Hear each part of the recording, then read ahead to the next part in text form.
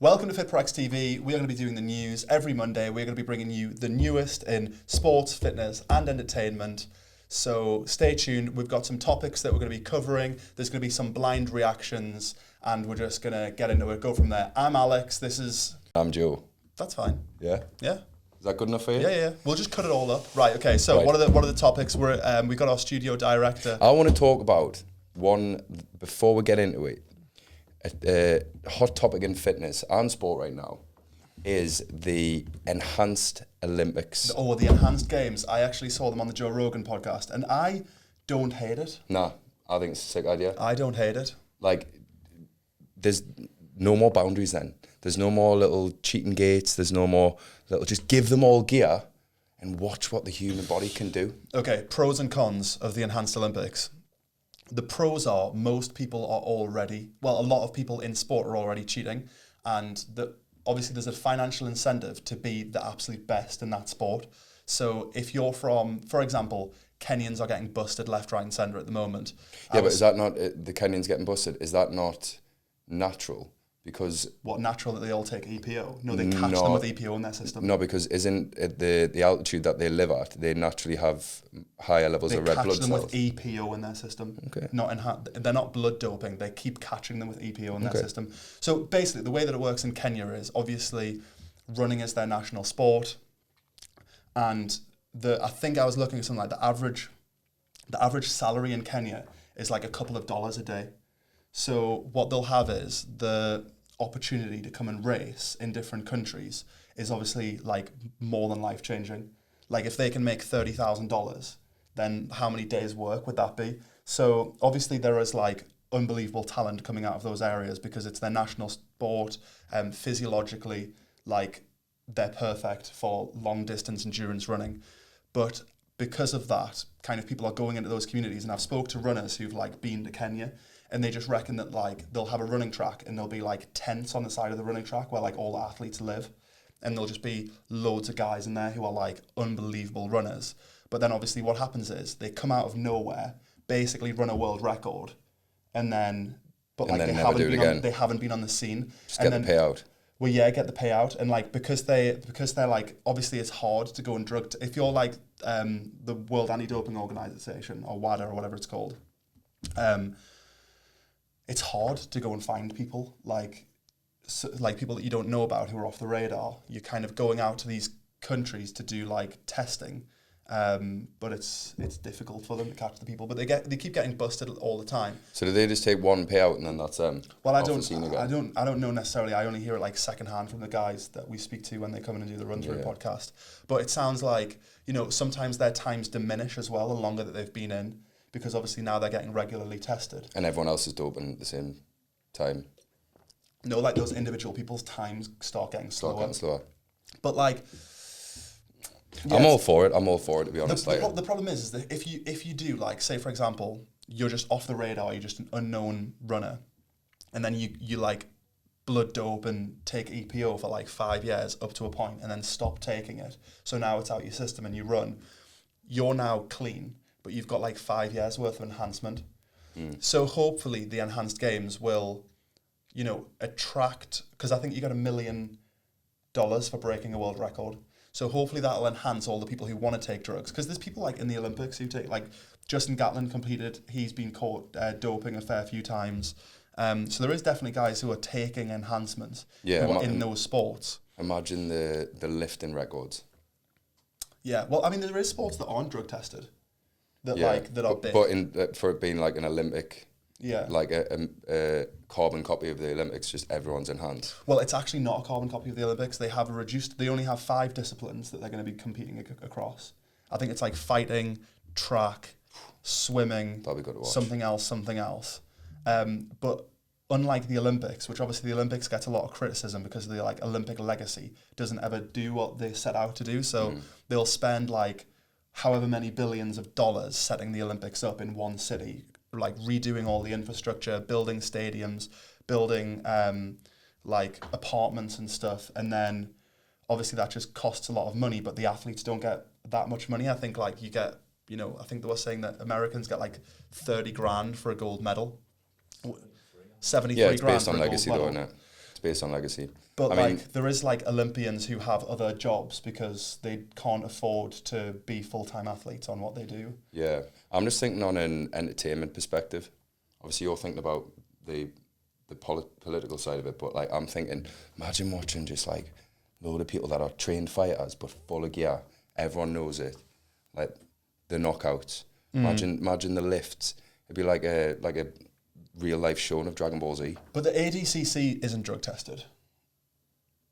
I don't know what the Brazilian Jiu-Jitsu, that's like not drug tested sport. So everybody who competes in the ADCC is basically there's so many of them. There's so many athletes that just cycle off when they're about to be tested. Yeah. And this so like it'll just get rid of all of that. It's like, right, people take it. We've advanced in technology, science, research. Like, let's just get them all on. But have you seen what they've said? The enhanced games, they're going to be testing on health markers. So if you don't meet the health markers, you won't be competing. So instead of getting tested for drugs, you'll get tested for health markers. And you also, your physician has to be public. So you have to have a public doctor who's. And can they all take do they all have to take a certain amount, or can they take whatever they want? Well, this is the other argument. This is my argument against the enhanced games. Right now, everybody who competes in the Olympics has a physiological advantage in that competition. Michael Phelps had his double jointed ankles. Victor Wembanyama 7'5". That's good for basketball. Obviously, all the people who are like Simone Biles is 4'8" and has is got the perfect body for gymnastics. Usain Bolt had the perfect body for sprinting. So everybody who makes it to the Olympics has got a physiological advantage against other people, like against the average person at least.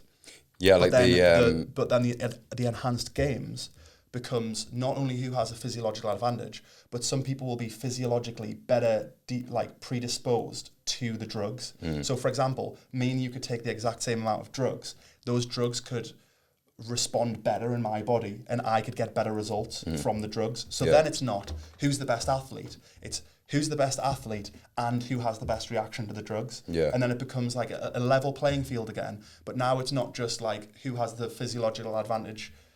Yeah, but every sport, there's always an element of that. Like, Dan Burn playing at left back is at a disadvantage to what Ashley Cole was, for example, in terms of physique, stature. His whole structure is not supported to the position he plays. So obviously Ashley Cole was going to excel being the perfect physique for that position than what someone like Dan Burn would. But Matt Targett's got a better physique to be playing left back, but doesn't start at left back. So obviously there is then elements where like you can turn your weakness into a strength. So Messi being 5'6" isn't the perfect height to be a footballer necessarily, but he uses his low center of gravity to be better. He doesn't score very many headers. Yeah, exactly. But like he uses the physiological. Like he uses the physiology that he has to his advantage. So there's obviously outliers within that, but it's like... Yeah, because like, obviously Usain Bolt... wasn't the perfect height for a sprinter. There's not been any sprinter. I think Asafa Powell is about 6 foot. I don't know, because his stride length's going to be... I know, but most people with a big, a long stride length don't have the turnover that Usain Bolt has. So when Usain Bolt combined the quick turnover, so as how fast his legs moved with his height... he was unstoppable, and that's why he's the fastest man ever. But like most sprinters were about between around about 5'10". So if you look at the likes of Johan Blake, he was short, Asafa Powell, Tyson Gay, these guys aren't like as tall as Bolt. Yeah. But that's why when Bolt came onto the scene, he became like a genetic freak, like an outlier. So there is obviously advantages, but then would you want Usain Bolt to be the fastest man in the world because he was the fastest man in the world, or because he responded best to the drugs? Yeah, well, that's the argument, isn't it? Because the thing is about steroids is like all it's really doing is providing the tools to work harder.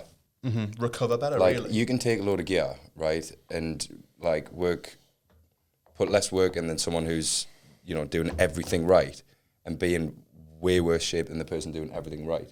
So I think what all it's doing is giving people a chance to like level the playing field a little bit. For example, an Olympic lifter, so the way they like naturally are set is long arms, short legs, so that it's easier deadlift to pull from the floor, and there's less distance to travel in their squat, right? The enhanced games levels that playing field because it gives a chance of someone who might not have those genetics to push or pull the same weight as someone that does. Is it going to make their arms longer? No, but it'll allow them this to... person's got a physiological advantage of they've got the body structure. They've probably got like the say for example if they're a lot of the Asian lifters have got like hypermobility in their hips. So as a result, they can get under the bar quicker, which is why you get a lot of people from like China, competing at the highest level in the Olympic lifting because they have the hypermobility in their hips. So you take someone with that hypermobility. So is that person, because they've got that advantage, not allowed to then take steroids to give this person advantage? Or are they going to take them and it's just going to go like that? No, but then your argument before was that some people react better. So if, for example, someone who hasn't got those physiological advantages then reacts better to what they're taking than someone who does, then it levels that playing field. It might level it out. But also it might just go the other direction and the person who already had the advantage. Yeah, but so as with any sport, it's going to be a minefield. But what I'm excited about is to see what the human body can do. Yeah, you want to see somebody like break world records and stuff and see what's actually physically possible. Yeah, absolutely. Yeah, no, I think it'll be popular, and I think the way they're doing it, so they're not sticking to one city. So obviously they understand that it's like most of these sports are, that all of these sports are televised. So why does it have to all be in Paris and break like the systems that they have in Paris? I think they were having to redo train lines and stuff within Paris. So what they're going to do is like the running might be in Los Angeles, the swimming might be in, Canada, the fighting might be in Britain. It doesn't matter because it's all like... Yeah, but as with any big sporting event, it's improving the layout of whatever city it's in. So like they've spent $9 billion on the Paris Olympics. Like that's $9 billion that's gone into improving the economy in Paris.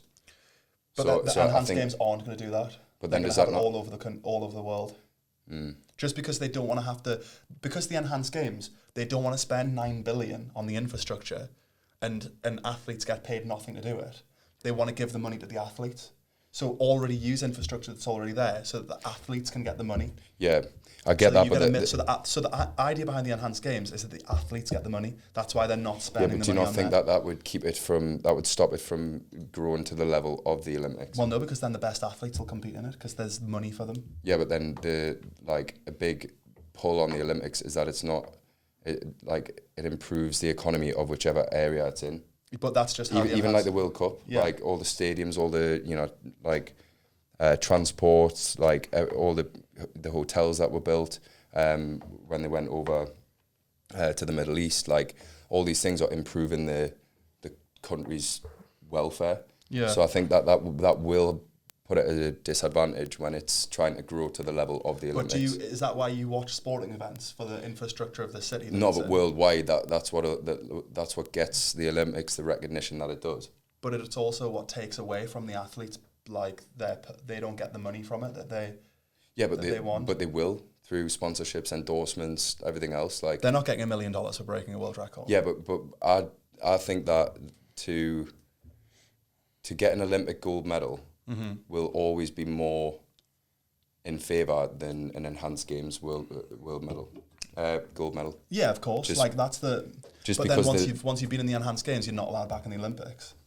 Yeah, exactly. So that might stop the actual quality of the. But then, games. would you say that being the PGA Tour winner is more important than getting $100 million from the Not personally, but if the athletes that are competing in the Olympics, a lot of them aren't doing that for money.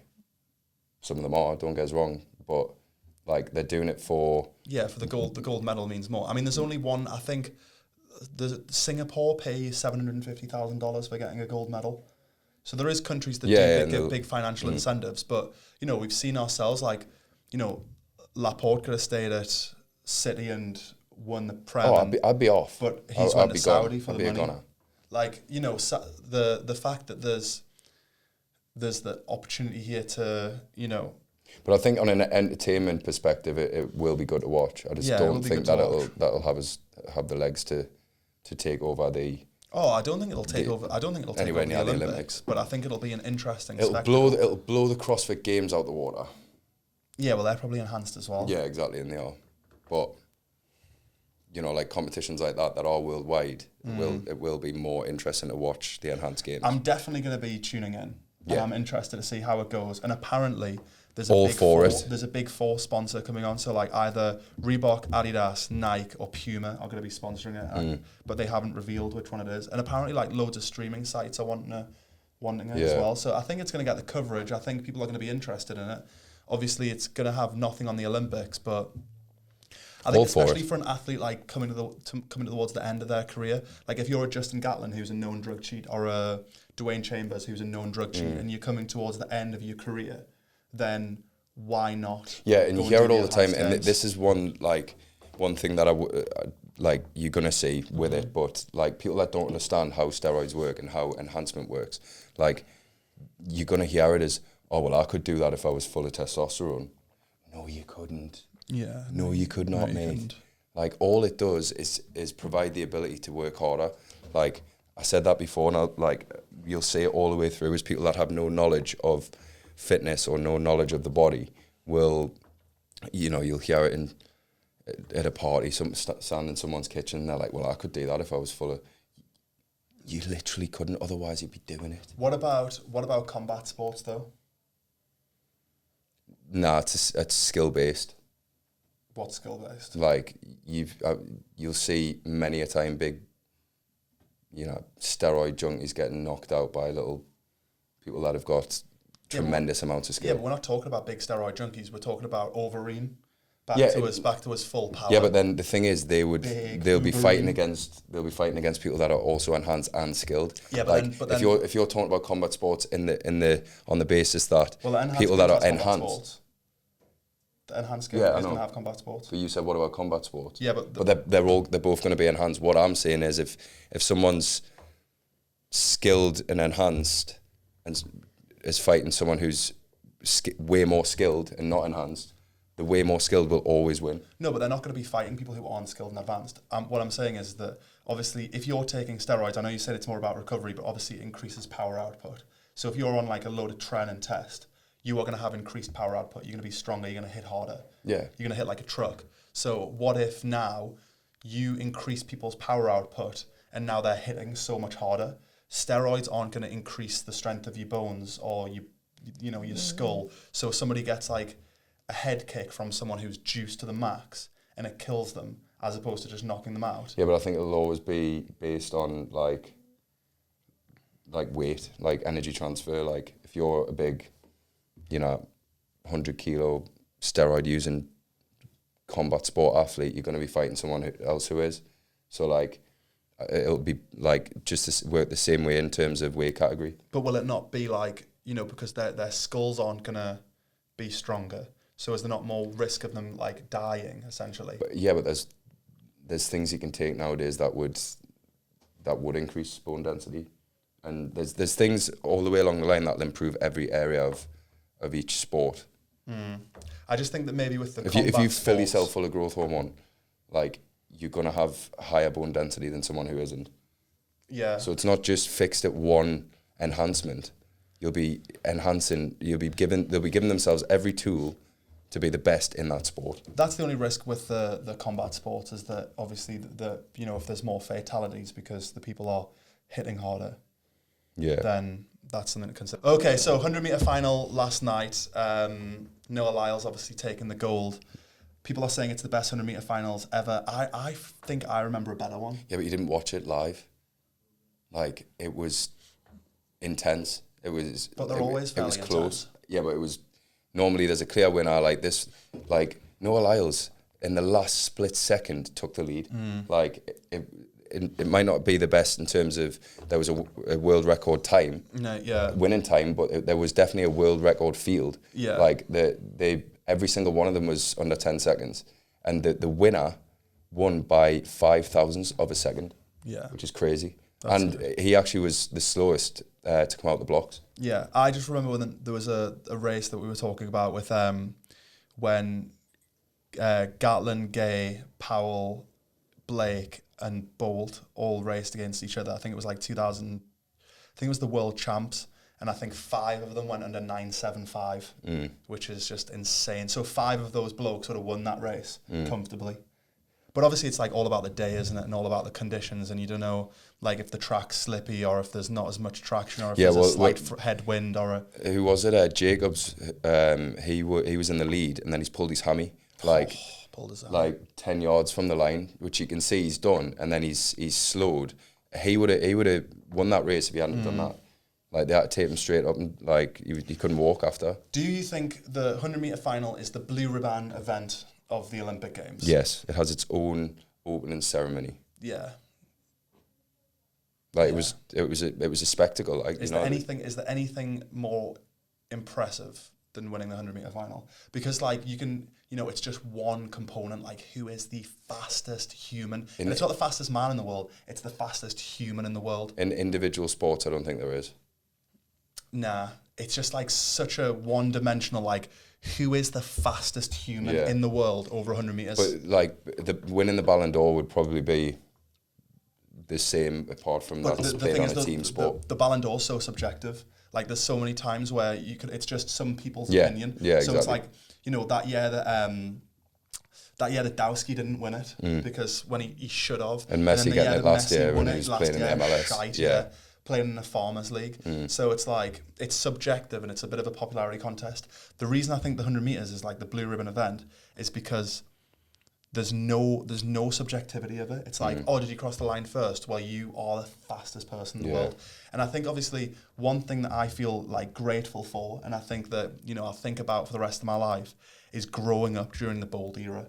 During that 8, 12, 16 Olympics when he won back to back 3 gold medals per Olympics. Obviously, he went back and had the 2008 4x1 medal stripped because I think, was it Nesta Carter who failed the drug test after? Might not be Nesta Carter, so if it is, then I apologise for that. But like 3 gold medals, 3 Olympics in a row, in arguably the hardest thing. Not because it's necessarily the hardest sport to train for, but to be the fastest person in the world on that day. Yeah. There's so many things that can go wrong. Bad start, pull a hammy, didn't sleep the night before. The margin for error is so slim in the say the 10K, you could slip and fall and still win. Like obviously it's unlikely, but you can slip and fall and still win. You can have a bad day on. The fact about Bolt is that he wasn't just doing the 100. He was smashing 200 records as well. Like the guy was made for it. Yeah. I mean, his second name is literally Bolt. Yeah. Has there been a better name in professional sports than Usain Bolt? Nah, I don't think there ever will be. Except when I win the PGA Tour. Yeah, but you wouldn't because you'd be par. You know what I mean? You ain't under par. Yeah, well, that's my nickname. Under par.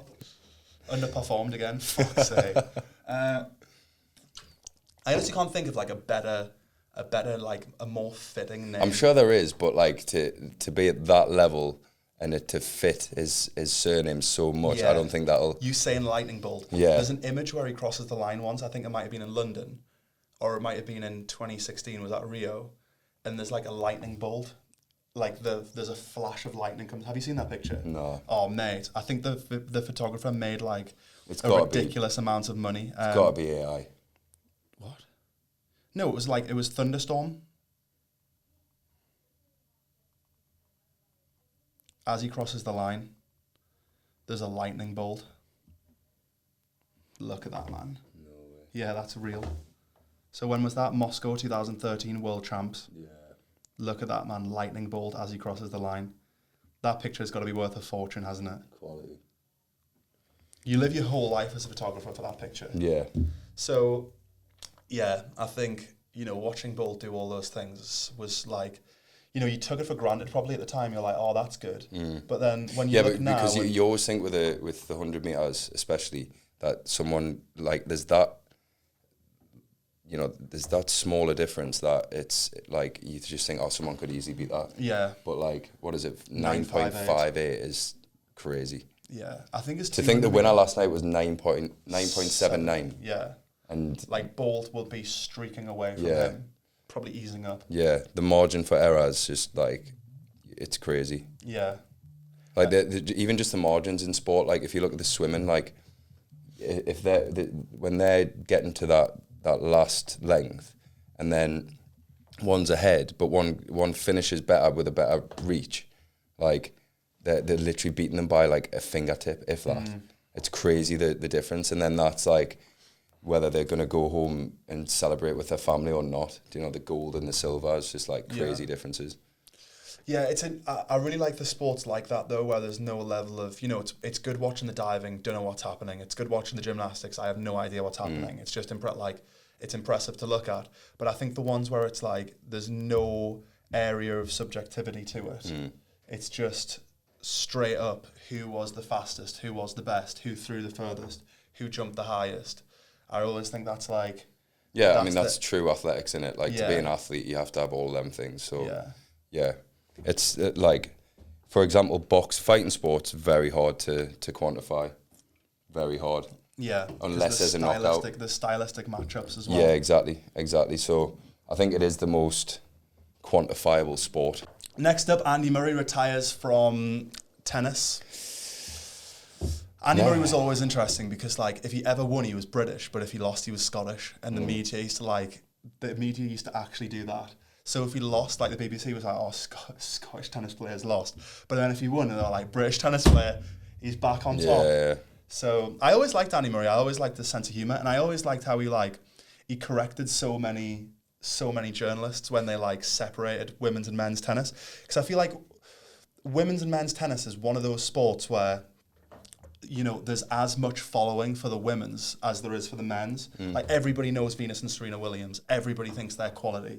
Because it's an individual sport, you can, like, the quality, like, there is as much following of it as possible. So, like, whenever they'll say, oh, Andy Murray, the first person to do this, and he'll be like, the first men's player to do that, because I think Venus and Serena Williams have done it, like, 4 times. And he would always correct the reporters, which...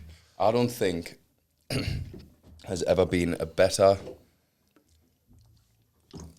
family pairing in sport than Serena and Venus Williams. It would be very, very, very, very hard to beat them. They're right there at the top. Eli and Peyton Manning are probably up there. The Wrights, Ian Wright. But Ian Wright was good, but then, like, Bradley Wright and Sean Wright Phillips. Played for England, that though. Yeah, but Venus and Serena were literally, like, ranked 1 and 2 in the world. I don't think that I fully agree with that, but then I'm just trying to rattle off some more. How highly ranked were the Brownlees? Because they must have been pretty highly ranked at one point. I think they've won the triathletes. Yeah, because we have this conversation all the time, and it's like, does one outweigh the other? So, like, would Haaland, for example, being one of the best players in the world, and his dad come into that equation because of how good Haaland is, and his dad was pretty mediocre and got done by Roy Keane. No, because, like, on their individual merits, they could have both had a standalone career and go down as, like, the first and second best players of all time. Yeah, but I'm talking about the conversation in general now. I've made the point that there's never a better. It's as if Messi and Ronaldo were brothers. Yeah, but, like, let's stop talking about that, because that's both of our points, right? We agree. Yeah. Now I'm bringing up the point of, in that conversation, could you have one that drags the other in? For example, Bellingham brothers. Jude Bellingham, right? His brother Shai plays for Sunderland, right? So like 16. Would Jude bring up his brother? Yeah, so I think if you're doing that, so they can be included in that conversation. Let's say there's got to be let's say the pointing score is, if you're, like, one of the best ever in that sport, you're a 10. And then it ranks all the way down to, like, a shit professional is, like, 1 all the way at the bottom. So, like, Bellingham's probably, like, a 9. So you'd be and then his rating brother's this out probably 20. like a 2. So then their combined score would be like a 12. Whereas Venus and Serena Williams would have a combined score of 20. And I don't think anybody else could be in that conversation. Even like Gary and Phil. Yeah, probably have a combined score of like 16. Well, not even, mate. Like, probably like 15. Gary Neville, mate. Yeah, but Phil Neville. Gary's probably an 8 or a 7, and Phil Neville's probably like a 6. But if you look at what he's done, Gary might even be an 8.5. Just because it's Gary Neville. Right back before, like, even people were even asked about right backs. Yeah, but, like, if you look at all he's won, like, he definitely carries Phil, but, like, they were both very, very good level. Yeah, so that, like, scoring a 15 on this scale is very, very good. But, like, yeah, I'd say Haaland is probably like a 9, and his dad's probably like a 1. Mm. So they would have a combined score of just one of Venus and Serena Williams. Messi, Aguero, Maradona. But Messi... There's a link. Aguero is Maradona's child's godfather, and Maradona is Aguero's uncle on the mother's side, I think. So I think it's like Didn't Aguero marry Maradona's daughter? Yeah, so Maradona, so uncle on the mother's side. Right, and then Messi is the godfather of Aguero's kid. So Aguero's kid has Messi as a godfather, Aguero as a dad, and Maradona as a grandfather. Mm. So that kid has if he's anything less than Ballon d'Or. He has to win at least 4 of them. Took after his granddad. I took after his man. Hit the old coke from the early age. R.I.P. Yeah, I can't think of any other athletes that... Ashley, no. Weren't the Coles related? Yeah, that's the best one. Crazy that. Viduka and Modric is the best one. Crazy. Good one though. I'd give Viduka a 6.5. Modric a 9. Out of 100. Modric a 9. Modric is a 9. He's a Ballon d'Or winner, so he could be a 10. Nah, he's not. You have to be in the top 5 players ever in that sport to be a 10. Mm. Yeah, but being a top 5 footballer is very, very different to being a top 5 tennis player. Because that's like once in 20 years. Very true. Does that maybe like cast a bit of like shade on tennis to say that like, you know, the chances of 2 siblings being the best is so slim? No, because it's any individual sport. Because you have a good team, there's a pool of 5, 6 players that could easily win the Ballon d'Or. Do you know, you might have one whose specific position is to score goals, so they are more outstanding. Yeah, because then what about like Kasper Schmeichel and Kasper and Peter Class, Schmeichel, because they're goalies though. Like Peter Schmeichel's never going to win a Ballon d'Or. Yeah, but maybe if both they'd probably be up above the Nevilles in terms of quality. Yeah, they're better. Yeah, they're higher than the Nevilles. Because they've also like, I'd say they're higher than the Nevilles. Lamelo and Lonzo Ball. Brooke and Robin Lopez, twins who played in the NBA. Interesting. Del Curry and Steph Curry. There's a lot. This is what I was saying about basketball. There's a lot of father and son duos because obviously physiologically being tall is an advantage in the NBA. So if your dad is 6'8", like Larry Nance and Larry Nance Jr., if your dad's 6'8", and then you grow up and you're 6'10", and you've had access, and you've got his athletic ability, and you've had access to high-level coaching your whole life, you're more likely to enter the NBA. Already being 6'10" is a massive advantage for being in the NBA. So it's like... Yeah. Like look at Bronny James. Like, do you think a lot of the time though it's like there's a load of corruption in sport. It's got to be favoritism because there's some stories you hear of players making it and you're just like you've only got there because he dad. Wasn't Alex Bruce one of them where he was absolutely shite and Steve Bruce got him on every team he ever worked as manager for. Do you know who we didn't mention? We should have because they're at least at 18. Because one of them brings them up considerably. Sammy and Shola Ramiobi. The Macam Slayer, that's a 10 in my books. Yeah. So the Macam Slayer is a 10. Here's another one. I'd have Amiobi over Heskey. We spoke about this. I asked you if Amiobi was anywhere near as good as Heskey, and you said no. Yeah, but like based on what he did to them Macams. I mean, is this where we get into what's happening in Sunderland? What did Heskey ever do for us? Yeah.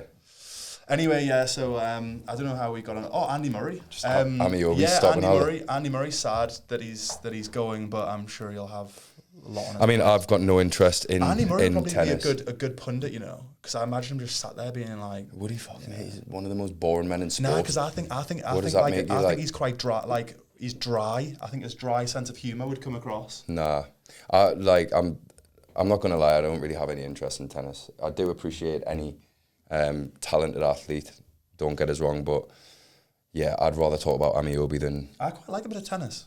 Than Andy Murray. I quite like a bit of tennis. I especially like Nick Kyrgios, and I think that he is my favourite tennis player. So, Olympics, what's What are the important parts of the Olympics? There's two of them, two important parts of the Olympics, and they both include genitalia, lack thereof, and more than enough genitalia. So we've got the French geezer, pole vault. He's won, but at what cost? Oh. Is what's more important, the gold medal, or everyone knowing that you've got a huge schlong that's knocked the bar off? Ah, right. I thought, because I seen a video and it was the pole. He's went over. Nah, this guy's cleared the pole. Went straight up this guy's cleared the pole, and his schlong is essentially. Have you seen the video? No. His schlong has essentially took the. I'll go to Tom because Tom sent it to me with love heart emoji eyes. I just don't know how it's come to this. That's a medal in itself. That's a medal in itself. Yeah. He's got his own medal. Yeah. Ballon d'Or. So yeah, I mean, you've won, but you've lost, but you've won, but you've lost. But you do the pole vault, and nobody's really asked about that. You took it in though, you know what I mean? If that's you've got one thing to do, one job, and it's to fucking get over that bar. You need to strap back your leg. You don't want to leave the low hanging fruit to fucking knock you off your podium. Nah, he should get a retry. But I'd take the win anyway if I was him. Yeah, he needs to strap that to his leg if he's serious about pole vault, which I imagine he probably is. So disqualification using 2 poles in the pole vault, not allowed. The other genitalia, lack thereof, we've got the Algerian boxer. So a lot of controversy surrounding the female Algerian athlete in the boxing. Essentially, the Italian that she fought said that she wasn't going to continue fighting because she'd never been hit that hard.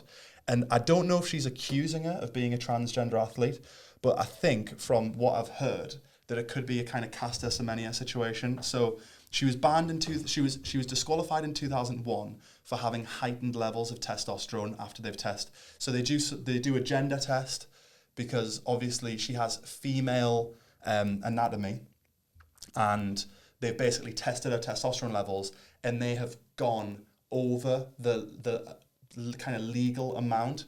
So I don't know if they've accused her of doping. I don't know if they've accused her of taking testosterone, but of having naturally too high levels of testosterone, kind of like a Caster Semenya situation where although she, as a female at birth, may have like male internal sex organs, aka a hermaphrodite, which gives her a physiological advantage, which is obviously so unfortunate for the athlete, because what can you do about that? You're born a girl, you grow up a girl, you've got most of the anatomy of a girl, maybe you have raised testosterone levels. It's not like you've been shit at your sport and thought, oh fucking hell, I'll compete as a woman. Like, it's not a Leah Thomas situation where you have been competing as a man, you were a man, you've transitioned to a woman, which I think which you're not allowed to do in the Olympics. But this is a situation of born up a girl. I mean, even in an interview that I saw, her dad didn't let her box because he didn't think boxing was for girls. So she hasn't had like some sort of lifelong physiological advantage but then if this, like being a hermaphrodite, affects such a small amount of women, then is it like, obviously they have these rules for a reason. Is it then fair to just say, well, 99.99% of women fall into this category, 0.001% of women fall into this category, which is we're not going to allow to compete. Therefore, the 99.999% aren't affected, and only this small minority of women, unfortunately, drew the short straw. Yeah, I mean, I feel sorry for her. 100%. I do feel sorry for her. I don't think that she's done anything to... I think she's naturally just got higher levels of testosterone, which can happen. Like, I think the Italian is a bit pathetic, to be honest, if you ask me. You wouldn't dare, especially in a fighting sport, come out crying on straight away, saying that like it's unfair how hard she got hit. I think that's a joke, and I think she's an embarrassment to the sport of boxing, to be honest. Like, you don't go on like that. Like, you accept defeat. Like, if someone's hit you hard, you've been hit hard, you don't then claim that she's cheating. Like smacking the floor, going, it's not fair. Yeah. Like walking away, not like, you know, giving her any respect whatsoever. And then the whole media and the whole world getting and being on this Italian side, I think it's completely wrong. Yeah. Like fighting sports, you don't go on like that. Like it's embarrassing from her side, to be honest. Also, pretty much everybody who fought Mike Tyson the first time exactly. him was like, fucking hell, I've never been hit that Well, hard. it's cheating because you hit hard. To the floor and start banging on the floor going, this isn't fair. Yeah. So I think there is this like it's cheating because you hit hard. Like that is crazy. Like shut up. I think that it needs to be, obviously, if there is rules in place, then those rules need to happen beforehand. You don't let the girl fight and then have people like embarrass her on the world stage. Test them before. Sorry, your levels are too high. There's probably things that she can take to reduce her levels under the limit. You don't embarrass her on the world stage in front of everyone and go, oh yeah, like start calling into question whether she's actually a female or not. You've never been hit so hard. Like fucking get a grip. You know what I mean? And the thing is, right, people at that level, like she will be sparring with males. Yeah. So that's a complete lie. Like it's just a way of like, looking at this athlete's history, seeing that she's had raised levels for whatever reason, like over 20 years ago, and you said 2001, didn't you? 2021. Oh, 2021. She's only, I think she's only like 23. This girl. Right. Well, yeah, you said 2001. All right, 2021. So yeah, looking at she's had raised levels at some point. You said 2001. Oh, okay. Looking at some point, she's had raised levels, and then just looking at that as an excuse, but calling it out after the fight, like. She called it out during the fight? Well, that's what I mean. Literally, not looking at that beforehand. So she's done her research to know that, to come out with it either straight after or during. Yeah, she hasn't been. Why not call it out beforehand? It's like winning and then being like, oh no, it was fine. Yeah, like this. And this then girl, losing. This girl weighs like 66 kilos. It's not like she's been hit with like a Deontay Wilder level haymaker. Yeah. Like it couldn't have been that hard. Yeah, it's pathetic. Do you know what I mean? Like she's probably sparred against people who are bigger. Like most most boxers at that level have sparred against heavy hitters. So like unless this girl's got like, a punch like Superman, then it's pathetic. Yeah, she's not Francis Ngannou. Yeah. She's just a bit stronger than the average woman. Yeah, but would you want to be that sort of athlete though? Like, like the whole no, you just get knocked out. The whole thing going on at the minute, right, is that like women's sport is trying to compete with male sport. That's a thing, right? The WNBA, is it the Super League, the Women's League? Women's Super League. Yeah. Women's Super League. Like none of them athletes are like doing anything other than trying to gain the respect that they deserve, right? Then to come out and this Italian, like as an individual athlete, and say that it's not fair because she feels like she's been hit by a bloke. Well, that's just going to keep women's boxing below men's boxing in the eyes of the world, because like, what are you on about? Like that's no excuse to get hit hard. Imagine people that have fought Ngannou or they've been sparked out by Mike Tyson. They don't get the chance to say that. Oh, sorry, I thought it was a girl. Do you know what I mean? Like it's an embarrassment for women's sport, to be honest, and it's like, yeah. I feel bad for this girl as well, because obviously, like, if she's a female, it's like when with Caster Semenya, like, you've got the world media like discussing your genitalia and stuff, like for no reason. You've just been born a girl. Like it can't make her feel very like. And you work your whole life. It can't make her feel very attractive. Nah. Do you know what I mean? Imagine like, obviously she's a human being as well. Outside of boxing, she probably has like. Yeah, but like she doesn't want to be like, she doesn't want people to be like, oh, you're a man. Yeah. Like even boxing. Working your whole life to get to that level. Boxers want to have like, working your whole life to get to that level, and then to just be like completely embarrassed like that because you've won is a fucking joke. Yeah. Has she fought again? She's about to, but she's guaranteed a medal, so that's the thing. She's like thinking, do I even compete? But who does she fight this time? Has she fought someone since? I don't know, but I hope the person she fights this time actually wins, and then it's just like, yeah, what's that? You win. Yeah, but she's only 23 now, isn't she? So like, when she was like 20, obviously she could be like coming into her own. I don't know, but we wish her the best. But I wish her the best, and I also hope she gets beat in the next round. Yeah, we wish her the best, but we hope she gets beat. Hope she gets beat, because then it just completely shames the person that's shamed her. I hope she comes out and just drops them in one punch. But the person goes like flying out of the ring, like it was like a punch from Homelander. Yeah. And then we can eat our words. Hope she comes. Yeah, fuck. I don't know. So Premier League is back. 16th of August. We are looking forward to the Premier League returning. It's the big one, isn't it? I think the Olympics has been good. Euros not so good. No, I was enjoying watching football 3 times a day, like. Yeah, it was good. On a weekday and that. That's one good thing about tournaments. Yeah, I've missed the Premier League so much that we watched the highlights of Australia versus I'm not even good. Somewhere. I've already made the mistake in the women's football, so we've missed football. That was good though. It was like what, 6-5? I think it was 6-5. I think it was 4 own goals. Yeah. Which it just makes it interesting, you know, like you don't get to see them all too often, and they're just an interesting part of the game, because you know you feel like the person who scored the own goal, then you know you never know what's going to happen to them. You never know if they're going to if their head's going to go, or if they're going to like try and pull one back. Especially if you just kick it as hard as you can into the back of your own net from like a metre out of the goal. Yeah. But yeah, Premier League's back. Looking forward to that. Get the Sky Bet account back on. Get the Cellar Cup out of the way first. So Cellar Cup this weekend, we are going to be going on the Saturday. We're there. There's a bit of trouble apparently. Moran's sorting the tickets. There's a bit of trouble apparently lined up for Newcastle City Centre on that day. So there is supposed to be some protests that day. Yes. So obviously we are going to navigate that accordingly. Absolute idiots. One now to do with it, but idiots. The thing is, these are the same people. Like, obviously, tensions are high in the UK.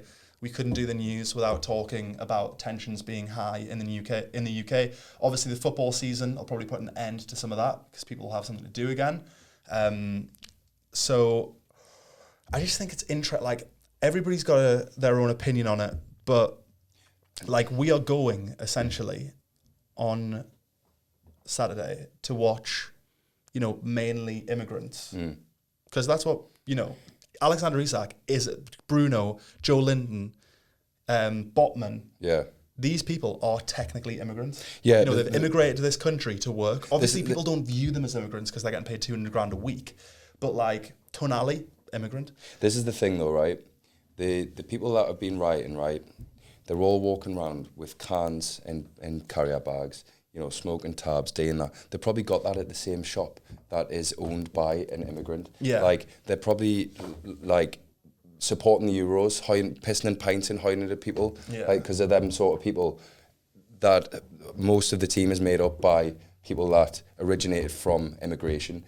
The people are idiots. They have no importance and they want to feel a matter of importance. Yeah. 99.9% of people who live here just want to get on. Obviously, everybody has their own, you know, political opinions and opinions on the way that the country should be ran. And I think, you know, a big part of all of this is, you know, negligence from politicians, and they seem to just be disinterested in what the public actually think. Yeah, but they'll push any agenda that they want. I mean, another point on that is that, like, they are so uneducated, the people that do this sort of stuff.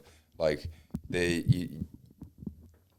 British food, right, for example, they're probably, the amount of takeaways that these sort of people will be getting will be all, you know, food that came from immigration. Like, London is the best, has the best top 5 restaurants in the world. They're all French food. Is that a fact? That's a fact, right? They're all French food.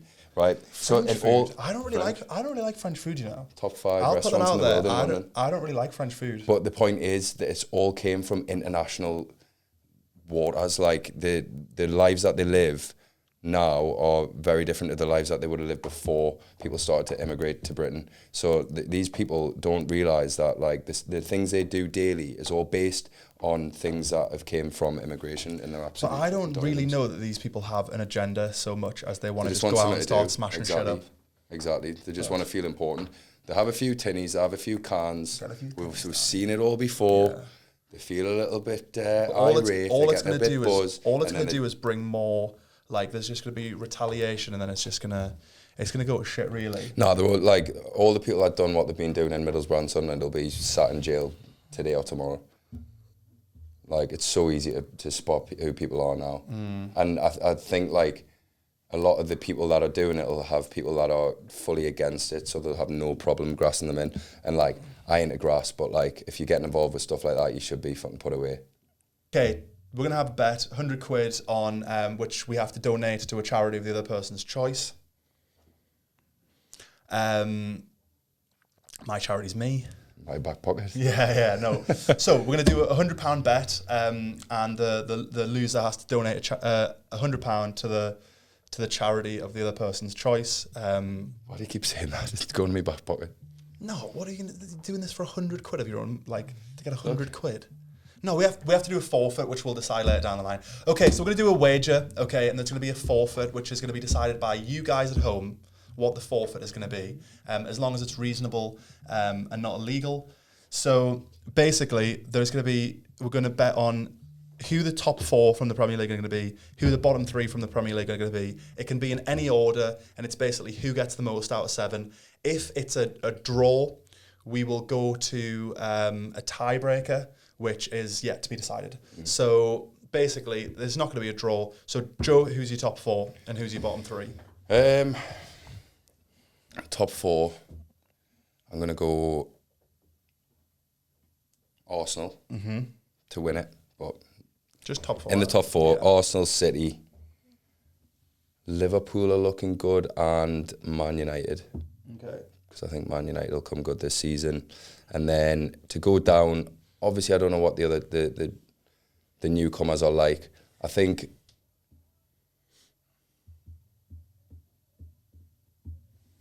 Should I? I think you say your top 4 and then I'll think. I know who my bottom 3 is.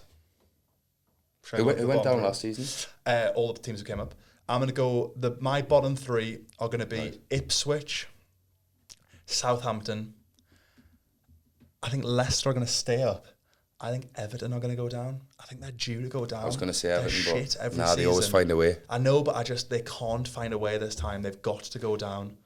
I think Everton, and I think the top 4 are going to be Arsenal, City, and this is where I'm going to go slightly left of field.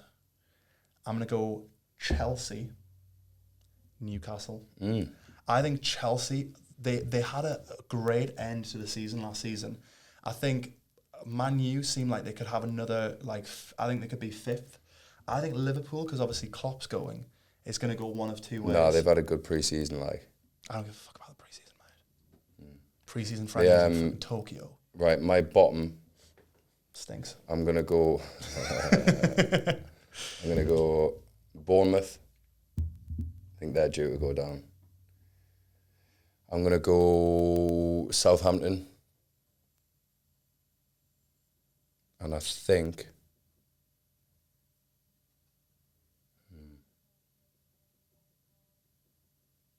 I'm torn between Leicester or Leeds.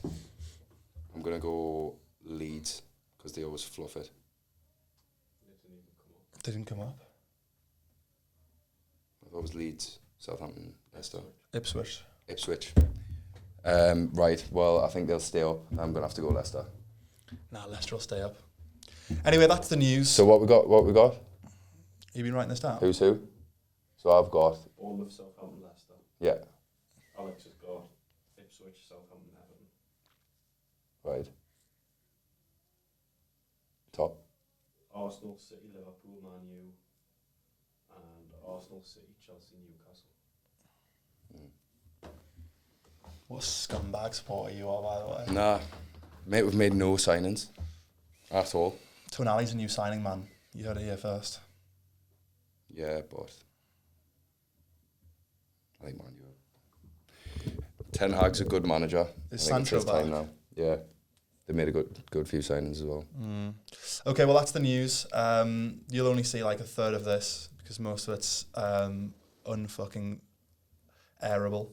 So check in next week for more news. It's the news at 2s with the booze. See ya.